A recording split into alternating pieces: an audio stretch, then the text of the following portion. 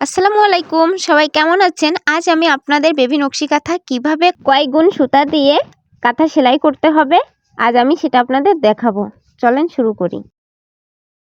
এখানে আমার হাতে যেটা দেখতে পাচ্ছেন এটা ববিন, কম বেশি সবাই চেনেন। আর এই যে পরে যে সুতা এটা হচ্ছে 5 টাকা দামের সুতা। এখন আমি এই ববিনে 5 টাকা দামের সুতা হালকা একটু পেঁচিয়ে নিব। এখানে 1 গুণ সুতা ব্যবহার করতে হবে। নিয়ে এখন দেখতে পাচ্ছেন ববিন কেসের যে মাথার বাঁকা অংশ সেইটা ওর ছিদ্রের ভিতরে দিয়ে দিব। দিয়ে আমি ববিনটা সুতা মানে আর কি ভরে নিব। আমি যখন নকশি কাঁথা সেলাই করি তখন 4-5টার মতো এরকম ববিনে সুতা পরে নিই, কিন্তু ছোট বেবি কাঁথা হলে 2টা অথবা 3টা ববিন পুরে নিলেই হয়ে যাবে, তার থেকে বেশি লাগবে না। কিন্তু সুতা আমাদের 2টাই লাগবে, কাঠিম সুতার কাঠিম 2টা না হলে হবে না, 2টা অথবা 3টা। কিন্তু আমি সবসময় 2 গুণ সুতা ব্যবহার করি যাতে করে পেঁচিয়ে না যায়। আর আমার দেখতেই পাচ্ছেন সুতাটা পুরে নেওয়া হয়ে গেছে, আর এই সাইডে 2টা সুতার কাঠিম রয়েছে। এখন আমি এটা ববিনের ভিতরে দিয়ে সেট করে নিলাম। ববিনে কিন্তু 1 গুণ সুতা হবে, দেখতে পাচ্ছেন। একদম আপনারা যেভাবে 1 গুণ সুতা ব্যবহার করে যেভাবে কাপড় তো সেলাই করেন ঠিক সেম সেরকমই, শুধু এইখানে একটু ডিফারেন্স দেখতে পাচ্ছেন। এইখানে আমি একটা সুতার কাঠিম দিলাম, আর এই উপরে আরেকটা যেখানে সুতার কাঠিম ব্যবহার করে থাকেন আপনারা, এই 2টা জায়গায় 2টা সুতার কাঠিম দিবেন। দিয়ে ঠিক যেভাবে মেশিনে আপনারা ব্যবহার করে থাকেন ঠিক সেইভাবে সুতাটা পরিয়ে নেবেন। কোথাও 19-20 না, সব জায়গায় সেম একইভাবে সেলাইটা আপনাদের করতে হবে। আপনারা সাধারণ কামিজ অথবা 3 পিস যেভাবে সেলাই করেন ঠিক সেম সেইভাবে, শুধু 2 গুণ সুতা এখানে ব্যবহার করতে হবে। আপনারা যারা নতুন আছেন তারা সর্বপ্রথম 2 গুণ সুতা ব্যবহার করবেন, পরবর্তীতে যখন পুরাতন হবেন তখন হচ্ছে 3 গুণ 4 গুণ ব্যবহার করতে পারেন। আপনারা একটা জিনিস লক্ষ্য করছেন, আমি কিন্তু সোজাভাবে সেলাইটা করে নিয়েছি। ঠিক এইভাবে 2 ইঞ্চি ফাঁকা রেখে রেখে আপনারা সেলাইটা করে নেবেন। আপনারা চাইলে খোপটা আগের থেকে মানে চকের সাহায্যে দাগটা কেটে নিতে পারেন, তাহলে হবে কি সবগুলা খোপ সমান হবে। কিন্তু আমার এখানে হচ্ছে কি বলবো, কাঁথাটা হলুদ কালার, এখানে হচ্ছে কোনো কালারই বেশি তেমন একটা ফুটতিছে না, সেজন্য আমি আমার ইচ্ছা মতো মানে 2 ইঞ্চির মতো গ্যাপ রেখে রেখে কেটে নিচ্ছি।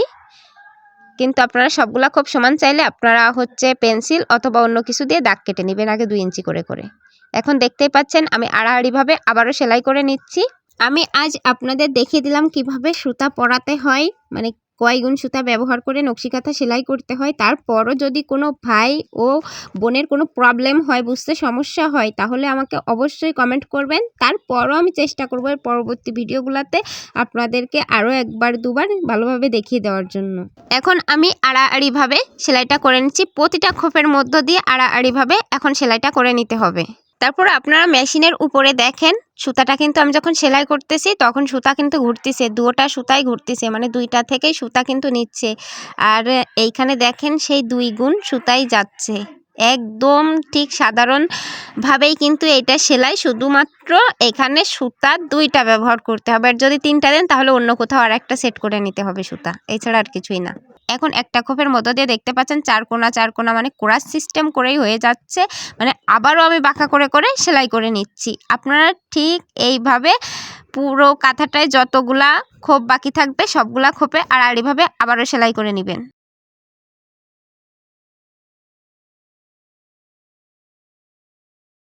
এখন অফ ক্যামেরায় আমি বাকি খোপগুলা আড়াআড়িভাবে সেলাই করে নিয়েছি। এখন দেখতে পাচ্ছেন লম্বালম্বিভাবে। এখন আমি যে মেন যে ফুলটা সেইটা দেওয়া শুরু করছি, এখানে একটু বাঁকা করে গোল গোল করে করতেছি।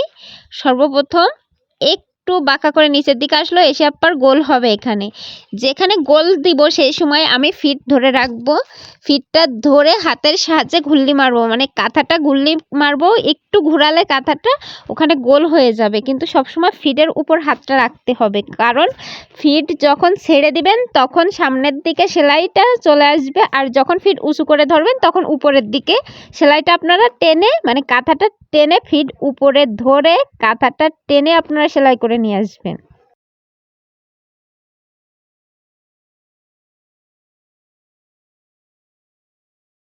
এই যে দেখতে পাচ্ছেন ফিটটা ধরে রাখছি, যখন গোল দিচ্ছি তখন কিন্তু ফিটটা আমি ধরেই রাখছি, ধরে রেখে তারপর হচ্ছে কাঁথাটা টান দিচ্ছি, দিলেই হয়ে যাচ্ছে। এটা কয়েকবার হচ্ছে প্র্যাকটিস করলে আপনাদের এমনি ইজি হয়ে যাবে।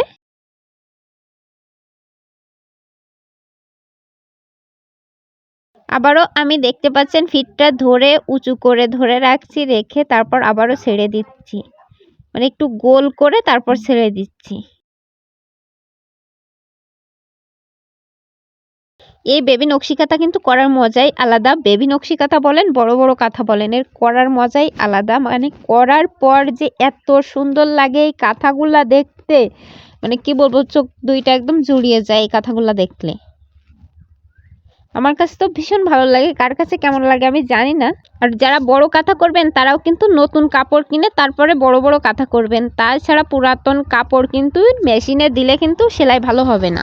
আর এমনিতেও আমার যেসব আপুরা হচ্ছে ঘরে বসে মেশিনের কাজ করেন, তারা যতদূর সম্ভব খুব কম পুরাতন কাপড় মেশিনে দেওয়ার চেষ্টা করবেন, তাহলে দেখবেন মেশিনটা অনেক দিন যাবত ভালো থাকবে।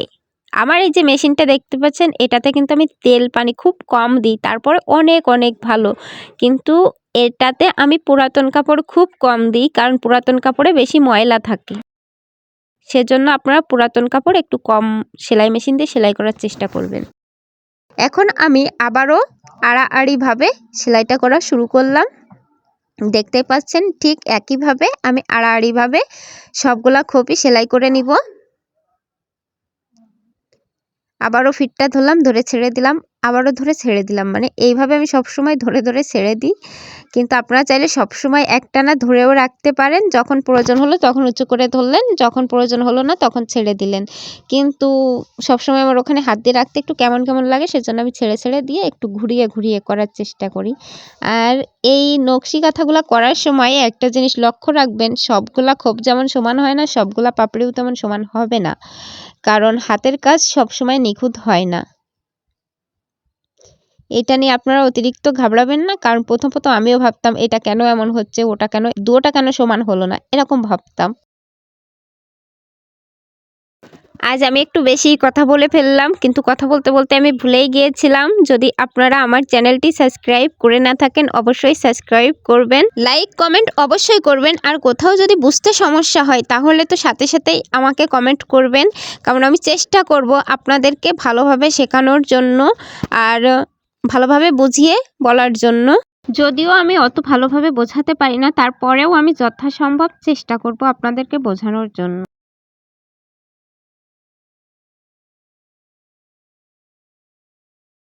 আর আপনারা সবসময় হচ্ছে সুতাগুলা কেটে নেবেন সাথে সাথে, তা না হলে জড়িয়ে যাবে, জড়িয়ে গিয়ে হচ্ছে সুতাটা ছিঁড়ে যাবে। আর একটা কথা, ফিডের উপরে কখনো অতিরিক্ত চাপ দিবেন না বা উল্টাভাবে হচ্ছে টান দিবেন না, তাহলে সুতা কিন্তু সাথে সাথেই কেটে যাবে। আমি কিন্তু এই কাঁথাগুলো সেলাই করবার সময় হয়তো কোনো দিন একবার সেলাইটা কাটে, তাই ছাড়া সচরাচর কখনো আমার সেলাইটা কাটে না। এর জন্য আপনারা চেষ্টা করবেন একটু ঠান্ডাভাবে মনোযোগ সহকারে সেলাই করার জন্য। এখন আমি অফ ক্যামেরায় বাকি খোপগুলা সবই করে নিয়েছি। দেখতেই পাচ্ছেন মাশাআল্লাহ আমার কাঁথাটা কতটা সুন্দর লাগতেছে। সবাই ভালো থাকবেন, সুস্থ থাকবেন। আর আমার নকশি কাঁথাটা কেমন হয়েছে অবশ্যই কমেন্ট করে জানাবেন। আল্লাহ হাফেজ।